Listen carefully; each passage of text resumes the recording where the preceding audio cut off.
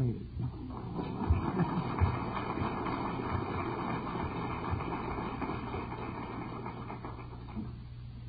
We have a rather interesting subject this morning.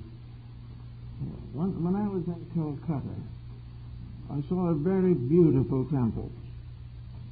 It was one of the most elaborate, I guess, in the city. And it cost a lot of money. And it was comparatively recent. And I found out that it belonged to the sect of the Jain, a comparatively small group, between 2.5 and 3 million, but with very great interesting peculiarities. I found the first peculiarity when I decided to go and take a look. Before I got into the building, I was stopped.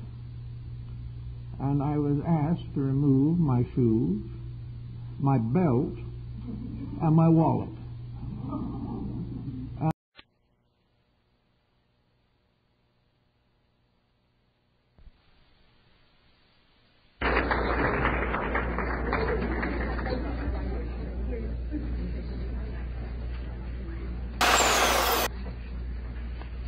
There's one point I must make in connection with this morning, and that is that Confucius never had a computer. But there are certain facts involved in the life and teachings of this great scholar that might have influence and significance today. Confucius lived mostly in the 6th century B.C. We know very little about his life except that he is believed to have originated from an aristocratic but impoverished family that suffered from the numerous civil wars which afflicted China. We do not know that Confucius had extensive formal education. It is believed that he was mostly self-taught and attained over a period of some 70 years an understanding of life and of living that was possible only in China. For even in those days, China was a microcosm of the whole world. China's problems and difficulties and complications were miniatures of all others that preceded and followed them.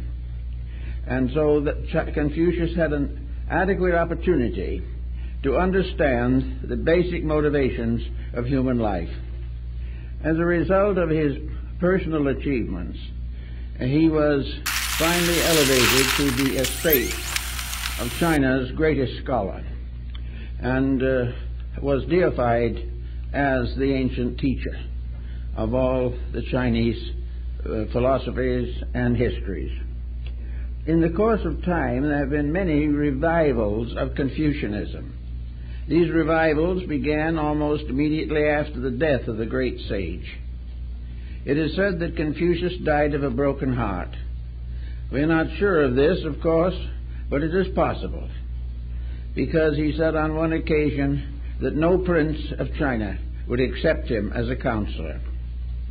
This was something that caused Confucius to realize very definitely that leadership in temporal and martial affairs usually blunted the mind to those permanent values upon which survival of society depends.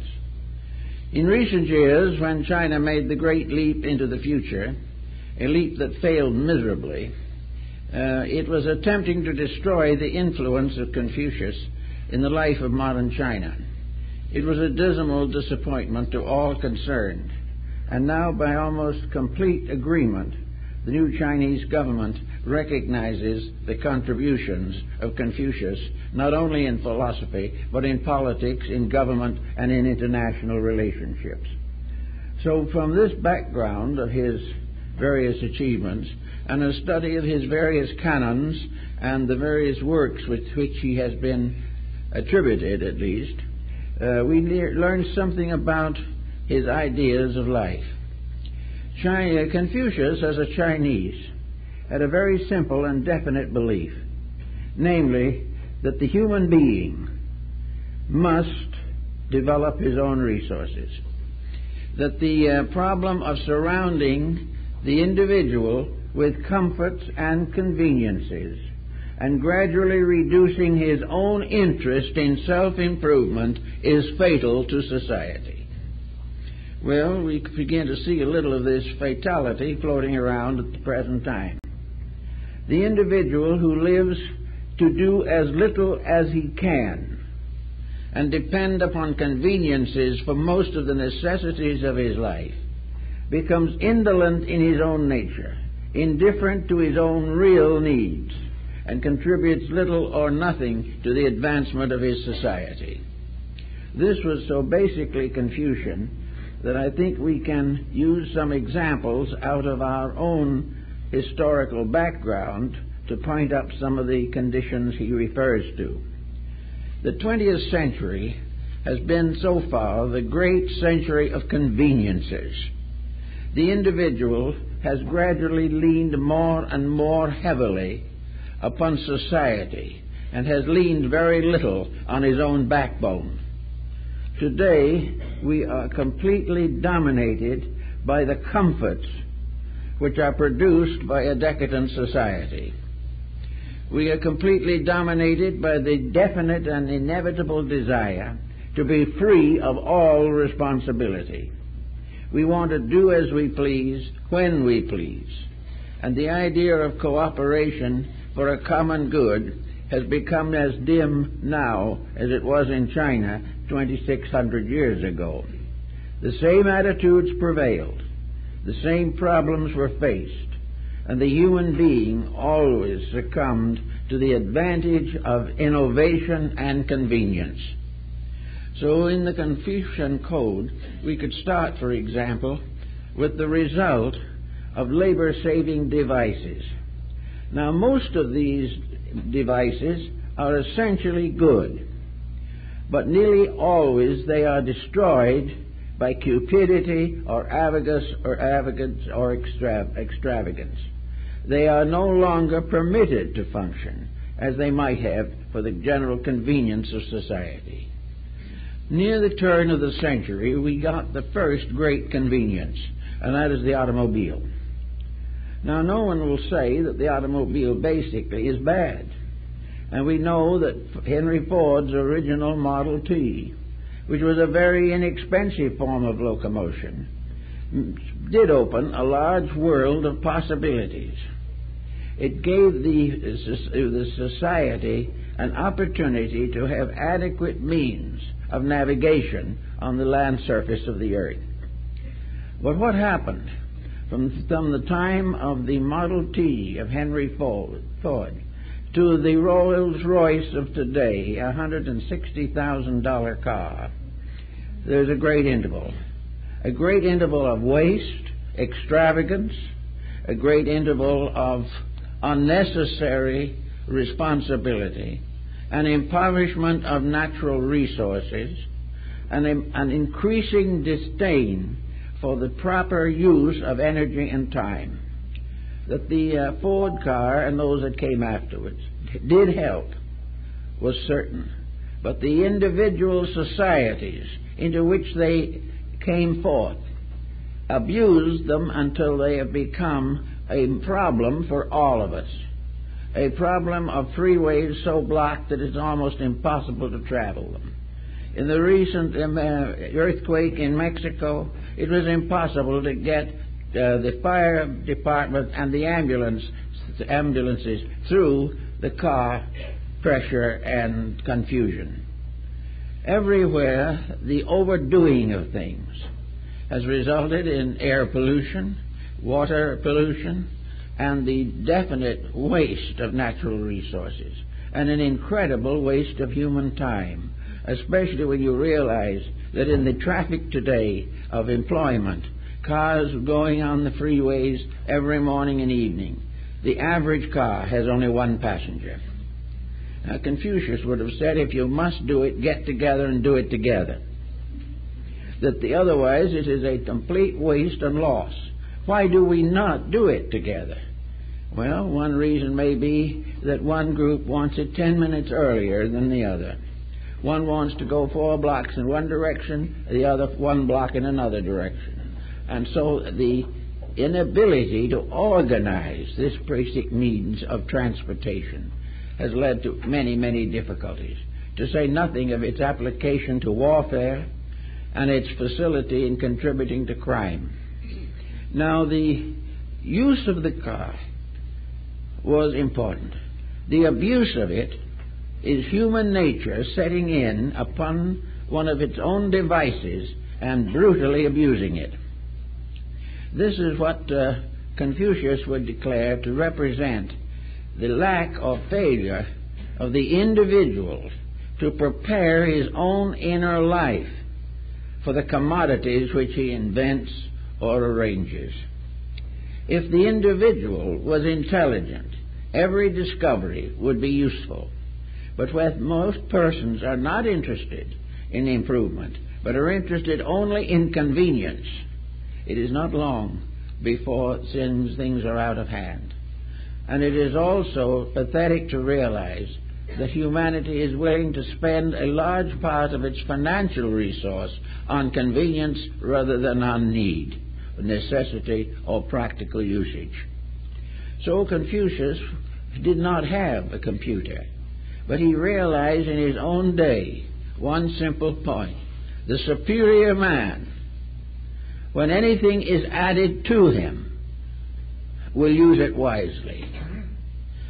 The inferior man will take every commodity and become dissipated about it. He will forget values, he will think only of personal comforts, and he is perfectly willing to wreck the future for the fulfillment of his present desires and appetites. Confucius said this isn't good, and the 2,600 years since Confucius hasn't made it any better.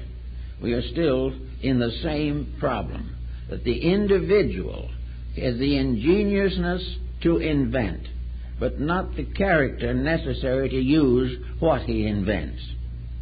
The Chinese themselves invented gunpowder, and they used it for funerals and weddings. Well, that's a comparatively harmless usage. I've been in Canton when a marriage procession crosses a funeral procession and the fireworks going both ways. In other words, the fireworks are cheering up the individuals who are getting married and are supposed to give them a moment of great excitement, and the funerals are to rest in peace the memories of the deceased.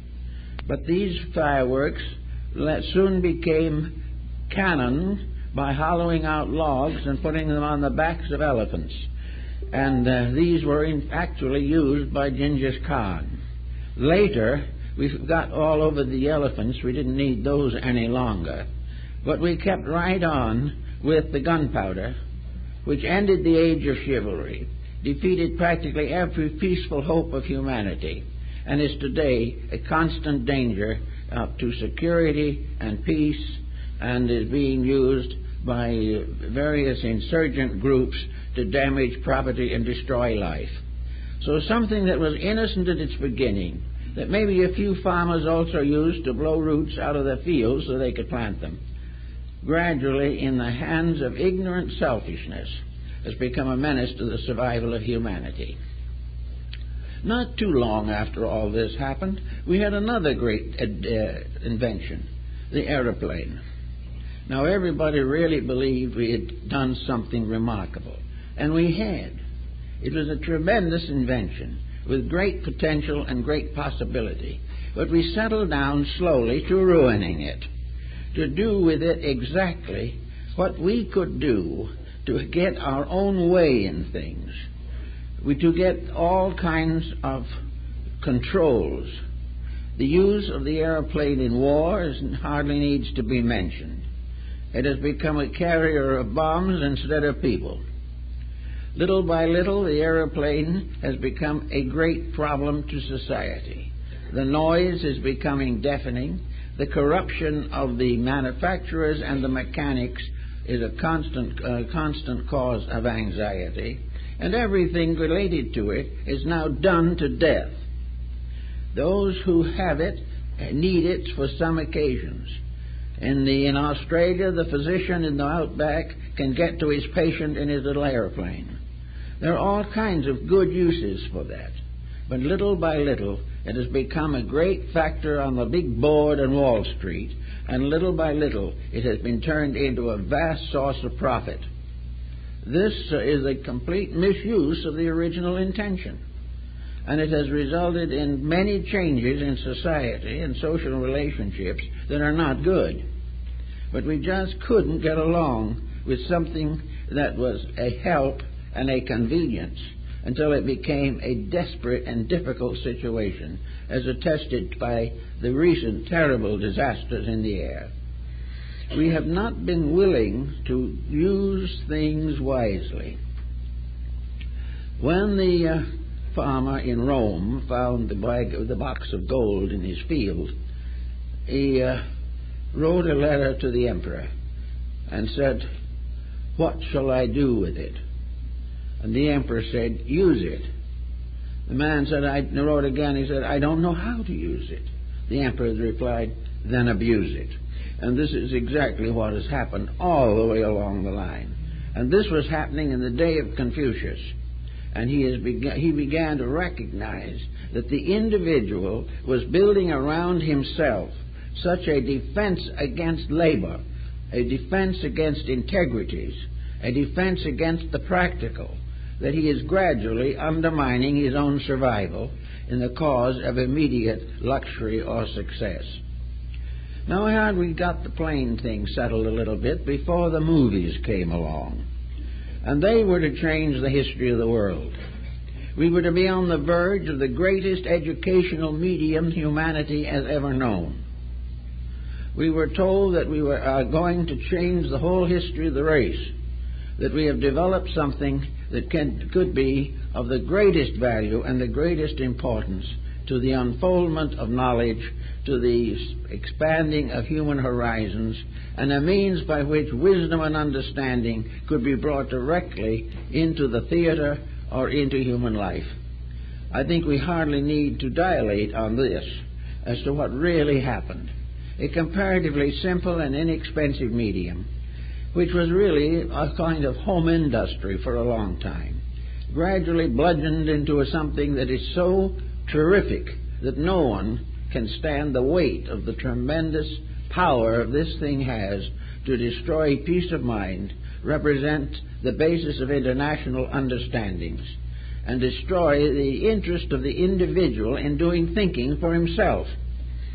Most of all, it was to sit all the time watching something instead of trying to perfect or unfold the nature with which we have been endowed. Well, the motion picture got into many difficulties, especially after the Hayes office was broken up. But it finally came to television to really bring the whole thing directly to us. Here was another great invention that was to bring marvelous wealth of insights and understanding to humanity. And we all know what happened. That for the most part, it has gradually been exploited into nothing but a visual form of entertainment and a waste of time.